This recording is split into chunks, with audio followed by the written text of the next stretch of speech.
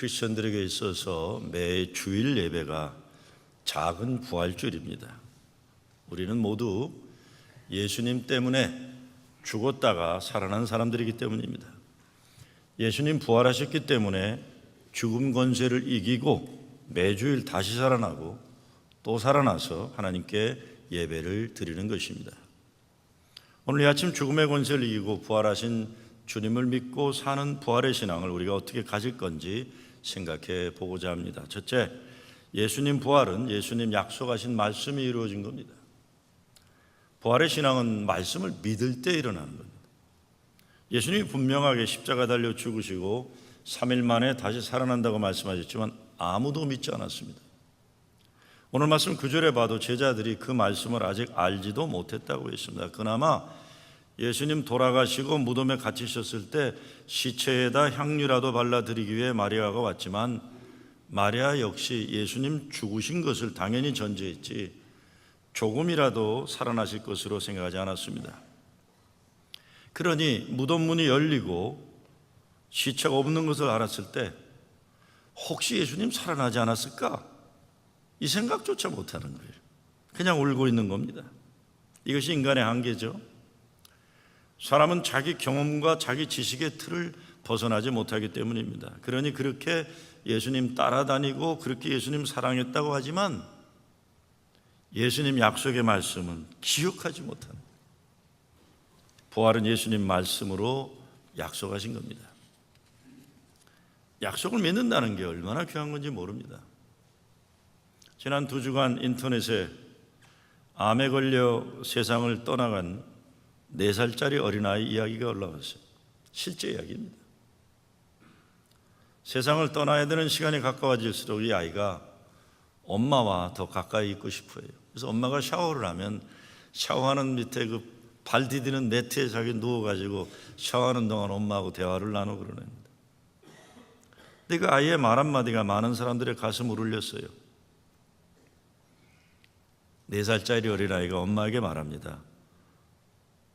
엄마, 나는 엄마가 말한 대로 천국 가는 거지?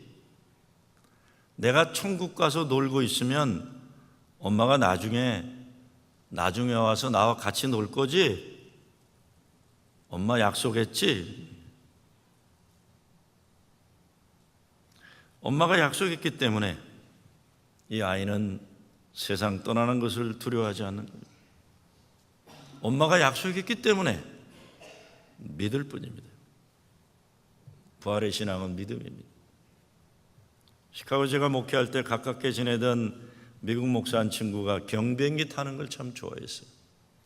하늘에 올라가서 구름 위에 떠 있으면 세상의 그 어느 것보다 비교할 수 없다고 했어요.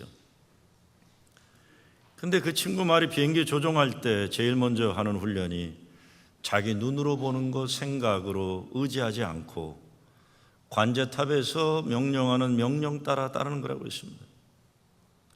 그래서 착륙을 할 때 포글이라는 안경을 쓰고 연습했다고 해서 안 보이는 안경을 끼고 연습합니다.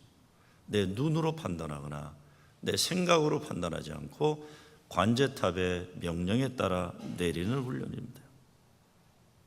신앙생활도 내 생각, 내 눈, 내 마음이 잣대가 되면 안 되고 예수님 말씀이 중심이 되고 잣대가 되어야 됩니다. 제자들 가운데 아무도 예수님 말씀을 생각하지 않았습니다. 자기들 눈으로 확실하게 목격한 예수님 십자가 죽음이 너무도 엄연했기 때문에 예수님 말씀을 생각하지 않은 겁니다. 예수님은 십자가에서 죽으셨습니다. 저와 여러분의 죄를 대속하기 위해서 자기 생명을 우리의 생명과 맞바꿈 하신 분이다. 근데 예수님은 반드시 살아나신다 약속하셨어요. 내가 살았으니 너희도 살리라. 이 약속을 믿고 지금 이 땅에서부터 예수님 사셨으니 나도 죽음 권세에 짓눌리지 않고 부활의 증인이 되어 산다는 믿음, 이것이 부활의 신앙입니다. 두 번째, 예배를 통해서 우리는 부활 신앙을 가지게 되는 겁니다. 예배를 통해서 계속 우리는 자기 자신의 생각과 경험으로 모든 것을 판단하려는 그 틀을 벗어나는 겁니다. 예배를 통해 거룩하고 위대한 그분 하나님을 두려워하는 마음을 가지게 되는 것입니다. 그 두려운 마음이란 다른 것이 아닙니다. 하나님의 크고 놀라운 사랑과 은혜의 역사하심에 지극히 내가 작은 존재임을 깨닫는 겸손함입니다. 이것과 부활신앙과 무슨 관계가 있는가? 죽으신 예수님을 살리신 분은 하나님이시기 때문입니다. 우리가 그 하나님께 예배드리는 거예요. 제가 대학 다닐 때 우리들은 롤링스톤이 부른 I Can't Get No Satisfaction을 열심히 불렀던 기억이 나요. 그 노래 가사가 아주 단순합니다. 내가 아무리 신나게 살려고 노력하고 또 노력하지만 내 인생 만족이 없다. 내 인생 만족이 없다. 어디 가도 만족을 찾을 수 없다. 그 노래 계속 그 엉뚱한 가사를 뇌까리는 거예요. 내 인생 만족이 없다. I can't get no satisfaction. 근데 이런 인생 불만족의 극치는 어디서 나오는 겁니까? 내 인생에 예배드릴 하나님이 없을 때 일어나는 현상입니다. 예배 드려야 진정한 행복이 가능해요. 예배 드려야 합니다. 죽음에서 부활하신 예수님을 예배하는 것, 그렇게 되면 모든 것이 바뀌는 거죠. 거룩한 변화가 일어나는 것, 죽은 것들이 사시 살아나는 거죠. 벌써 오래전에 세상 떠났지만 미국에서 지금도 수백만 권의 책이 팔리고 있는 소설가이며 영향력 있는 철학자인 아인 란드가 이런 말을 했습니다. Admiration is the rarest of pleasures. 위대한 존재에 대한 존경심이란 세상에서 찾기 어려운 큰 기쁨을 준다. 그런데 이 사람은 무신론자예요. 무신론자인데도 위대한 존재에 대한 경외심을 가질 때 세상에서 찾지 못하는 큰 기쁨이 있다는 걸 알았어요. 여러분, 왜 사람들이 그랜드 캐년이나 높은 산이나 이런 데 등산합니까? 왜 태평양으로 나가고 대서양으로 망망대해로 나갑니까? 위대한 하나님 창조의 세계 안에서 먼지와 같은 보잘것없는 나를 보면서 엄청난 깨달음을 얻기 위해서 나가는 거예요. 전 뉴욕에 와서 제일 좋은 게 바다가 1시간 거리인데, 시카고에 있을 때도 20시간 운전해 가서 돈이 없으니까 하이웨이 레스토랑에서 자면서 20시간 운전해 플로리다 가서 전 낚시하고 돌아왔어요. 아틀란타는 7시간. 태평양, 대서양, 골프, 멕시코 작은 배 빌려가지고 나가요. 아직 뉴욕에서는 그런 건 못해요. 그냥 큰 배 낚시해 봤어야 돼요.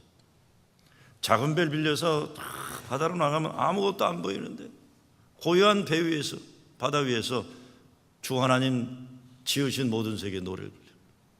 그러다가 파도가 조금만 치면 주여 살려주시옵소서. 또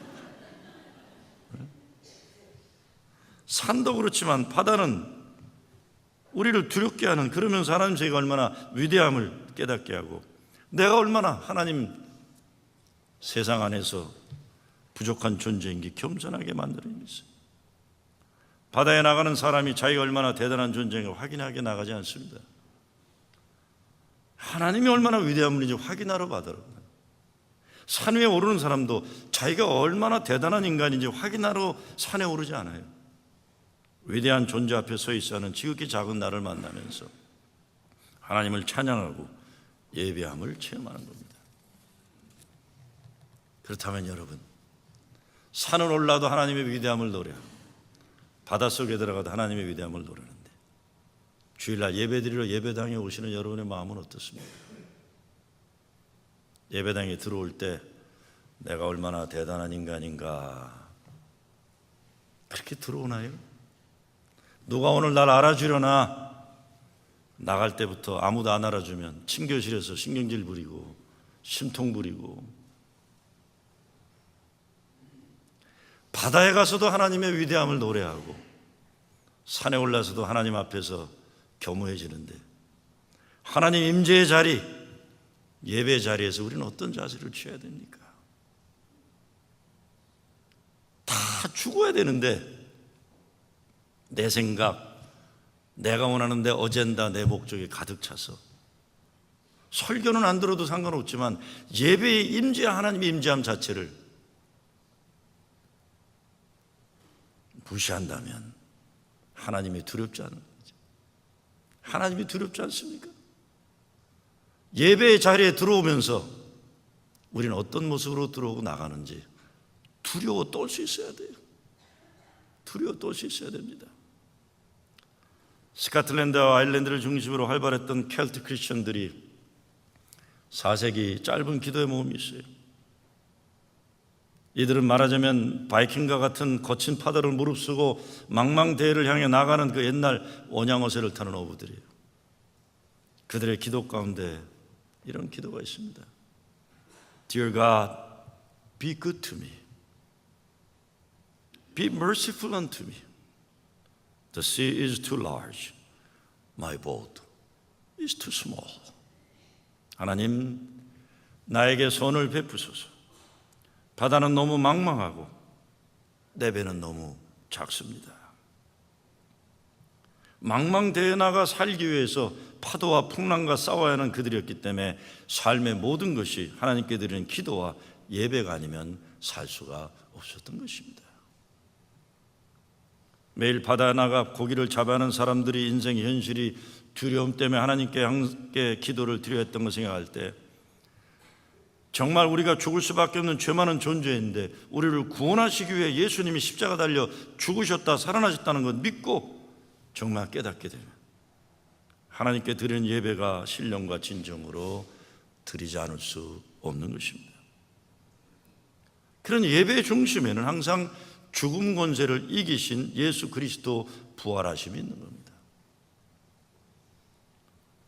예배와 예배 속의 찬양을 통해 부활의 신앙이 드려지는 거예요. 찬양의 중심이 예수를 죽음에 살리신 하나님이시기 때문입니다. 그래서 옛날 감리교인들은 모든 모임의 시작에 있어서 만 입이 내게 있다면 그 입 다 가지고 Oh for 1,000 tongues to sing. 내 구주 주시는 종을 늘 찬송하겠네. 노래를 불렀어요. 내 은혜로우신 하나님 날 도와주시고 그 크신 영광 널리 피어 다 알게 하소서. 그 은혜를 알기 때문에 오늘 우리는 부활의 날을 맞아 노래 부르는 거예요. 주님께 영광, 다시 사신 주, 사망 권세 모두 이기셨네. 주님께 영광, 다시 사신 주, 사망 권세 모두 이기셨네. 부활의 증거도 그렇습니다. 부활을 내 이성으로 이해하려고 하면 어려워요. 부활은 믿는 거고 노래하는 거예요. 믿는 거고 노래하는 겁니다. 사셨네, 사셨네, 예수 다시 사셨네. 찬양할 때 내 삶에 부활하신 주님이 다시 사는 겁니다. 세 번째 부활신앙은 빈 무덤을 믿는 신앙이에요. 마리아가 예수님 무덤 찾아갔지만 예수님 시체가 없어진 것을 발견했어요. 다른 성경에서는 무덤에 돌이 굴러져 있었다. 무덤이 비어 있다. 더 이상 무덤에 주님이 계시지 않는 거예요. 우리들 더 이상 부활주일이 있기 때문에 무덤에 갇혀 살지 말아야 하는 거예요. 하나님의 사랑받은 자녀답게 자긍심과 믿음의 용기로 산. 그래서 예배 드리고 나면 달라지는 거예요. 살았다. 예수와 함께 난 살았다. 하나님의 사랑받은 자녀답게 미워하고 두려워하는 삶이 아니라 사랑하고 소망하는 삶을 사는 것. 무덤에 두려움에 쌓여있는 삶이 아니라 생명의 감사함과 사랑의 감격으로 사는 겁니다. 오늘 말씀에 보면 천사가 마리아에게 묻잖아요. 누구를 찾느냐? 우리 인생이라는 것이 우리가 무엇을 찾느냐에 따라 달라지는 거예요. 살아계신 예수님을 찾아야 하는데 죽은 예수님만 찾으면 슬픔에서 일어나지 못하고 최선을 다해 산다고 해도 죽음 시체에 향수만 발라주는 거예요. 살아계신 주님을 찾게 되니 갈릴리로 가서 예수를 만나 예수님 하시는 일을 우리도 하게 되는 거예요. 제가 전에 시카고에서 목회할 때 그때만 해도 20대, 30대 초반일 때 부활주일 설교를 준비하기 위해서 좀 창의적으로 좀 생생하게 느껴보기 위해서 저는 공동묘지에 토요일 날 가서 설교 준비를 했었습니다. 시카고의 공동묘지는 뉴욕과는 좀 달리 백조가 노는 호수도 있고 연못도 있고 그래서 젊은이들이 와서 샌드위치도 먹고 그래요. 저도 공동묘지 찾아가서 죽음을 좀 느껴야 부활주일날 좀 생생한 설교를 할 수 있다 해서 그 어느 주일날 토요일날 설교를 준비한다고 앉아서 죽음을 느껴보려고 했어요. 근데 가는 날이 장날이라고 날이 얼마나 따뜻한지 봄날이 백조는 연못에 놀고 있고 젊은 것들은 벤치에서 키스하고 있고, 나도 샌드위치 하나 까먹고는 졸기 시작하다가 깊은 잠이 들고 말았어요. 깨니까 아무도 없어요. 그래서 후다닥 일어나서 싱겁다 하고 집으로 갔어요. 집에 갔더니 차를 파킹하고 집으로 가는데 뒤에서 놀던 우리 애들이 그냥 아빠 하면서 뛰어요. 아빠. 아니 헤어진 지 몇 시간 됐다고 아빠를 그렇게 좋아서 아빠. 다리 붙잡고 늘어지는 놈, 팔을 놓고 앉은 놈, 등 위에 타오르는 놈. 그때 제가 생각을 했어요. 성경에 보면 그런 말씀이 있죠. 왜 산 자를 죽은 자 가운데 찾고 있느냐. 왜 산 자를 죽은 자 가운데 찾고 있느냐. 정말 예수님을 살아있는 사람들 가운데 찾아야겠다. 부활의 기쁨을 살아있는 가운데 찾아야 되겠다. 정말 여러분도 부활의 증거를 찾으려면 여러분 자신을 보면 될 것입니다. 여러분 자녀들을 보시면 될 것입니다. 우리가 이렇게 살아있다는 것 자체가 부활하신 주님이 우리와 함께 계시기에 가능한 사랑과 은혜의 역사입니다. 정말 매주일 우리를 살려주신 하나님, 우리와 함께 살아계신 하나님 사랑과 은혜 때문에 이렇게 예배를 드릴 수 있는 겁니다. 육신을 가진 인간 누구나 때가 되면 죽어야 합니다. 그렇지만 부활하신 주님 때문에 우리는 죽음을 두려워하지 않는 겁니다. 예수님이 뭐라고 하십니까? 나를 믿는 자는 영원히 죽지 아니하리라. 우리 예수 믿는 사람들은 부활하신 주님이 우리와 함께 살아계시고 우리를 살게 하시기 때문에 그가 사셨으니 내가 산다라고 외칠 수 있는 겁니다.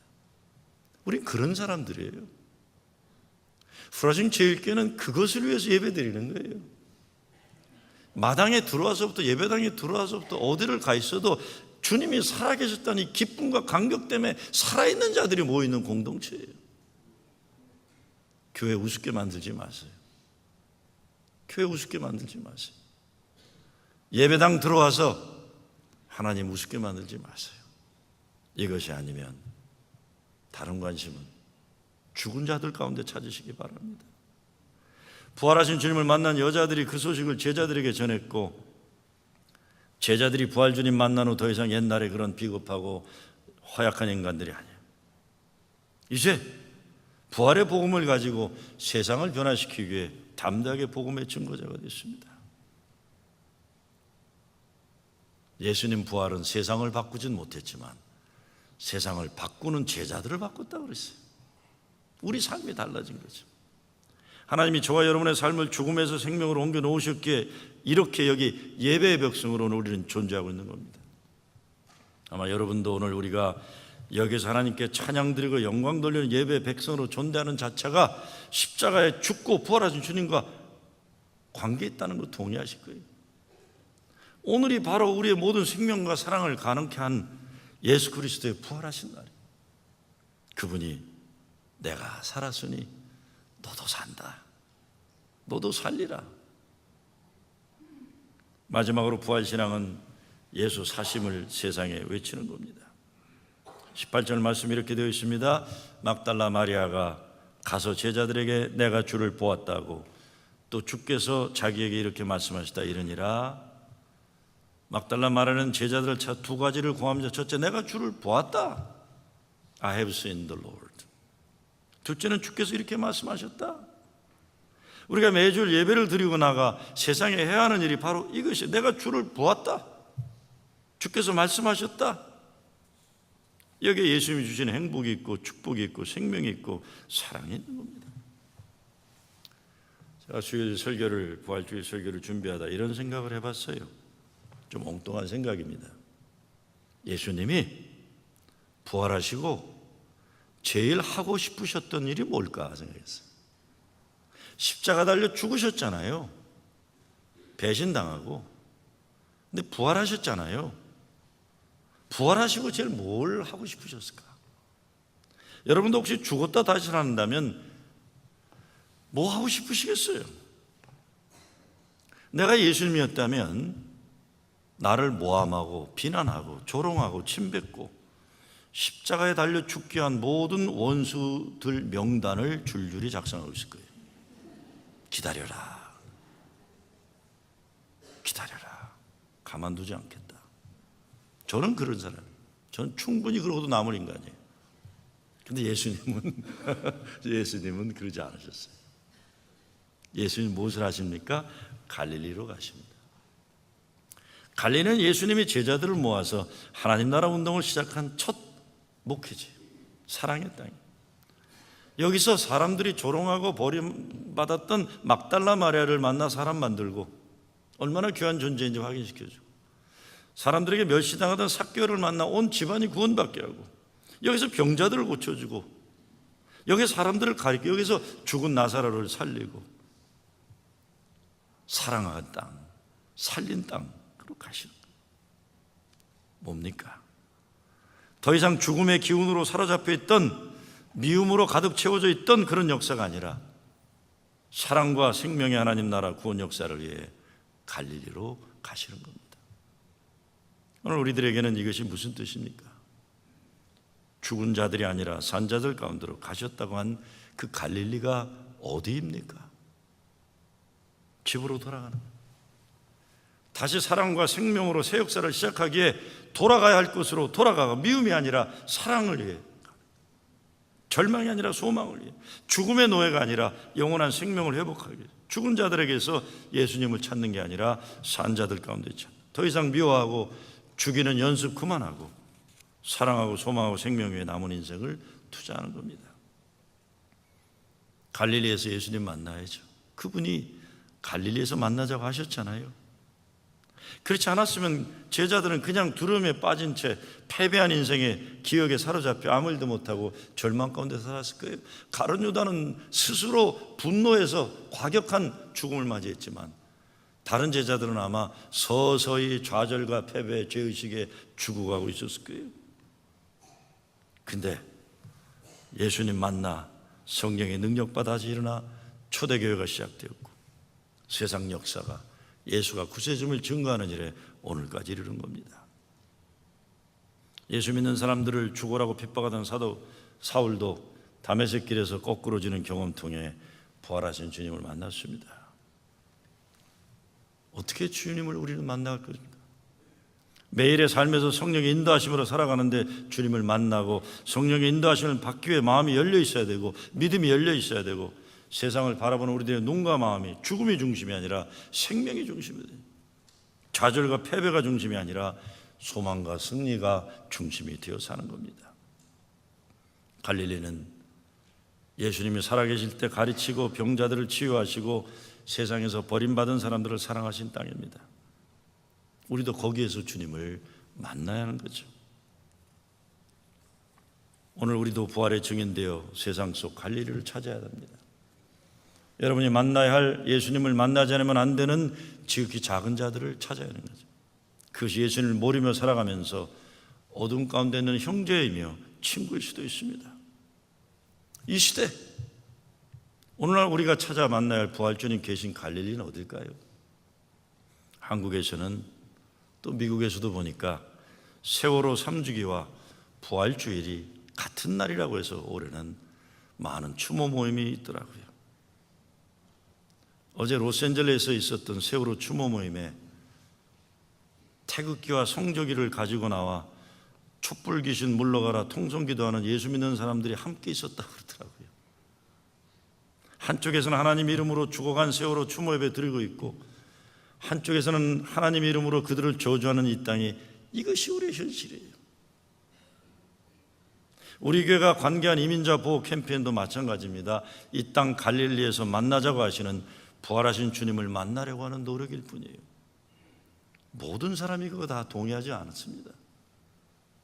동의하지 않아요. 그러나 우리가 선택해야 될 것은 우리의 갈릴리고, 우리가 서 있어 함께 있어야 할 위로할 자들은 누구고, 고통당하고 죽어 살아야 될 사람은 누구고, 우리의 역할은 무엇이냐는 것이죠.